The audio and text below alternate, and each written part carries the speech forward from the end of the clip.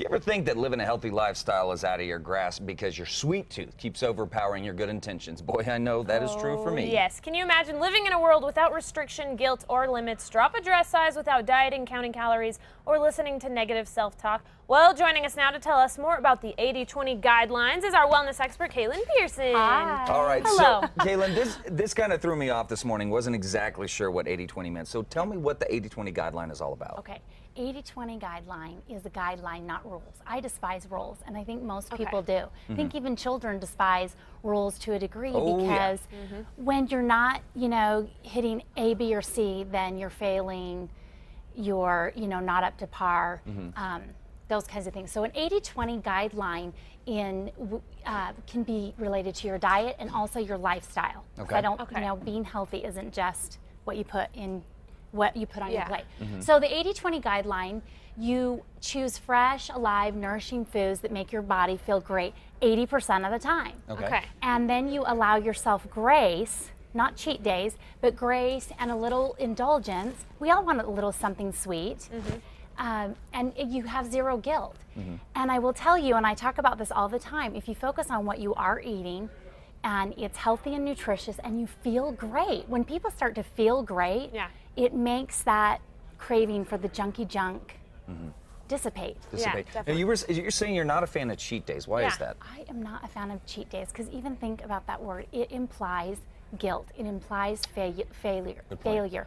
And when cheat days are related to diets, like you hear it a lot with various diets, like I have a cheat day. Yeah. Well, it affects us on a psychological level, and when we have a cheat day, most people don't have a piece of chocolate. They eat a pizza. They, go out for burgers and fries. And I'm not saying like don't do that occasionally, but if people are always gearing up for their cheat day, it throws your body off balance, and then it takes you that much longer to recover for your next cheat day. So to me, it's a little bit of reframing in your mind of where you're going to have your indulgence and give yourself a little bit of love and grace in your lifestyle. Okay, so the goal is to make peace with our plate. What does that mean? Make peace with your plate.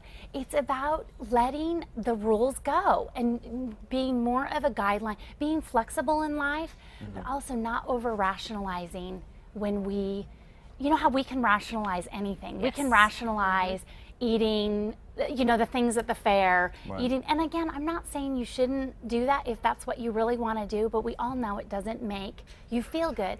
So making peace with your plate is feeling good in your body. It's also making peace with your lifestyle and being like, I'm doing the best I can, progress, not perfection, and not being so hell-bent on either being, I'm on my healthy kick, I'm not on my healthy kick, but just,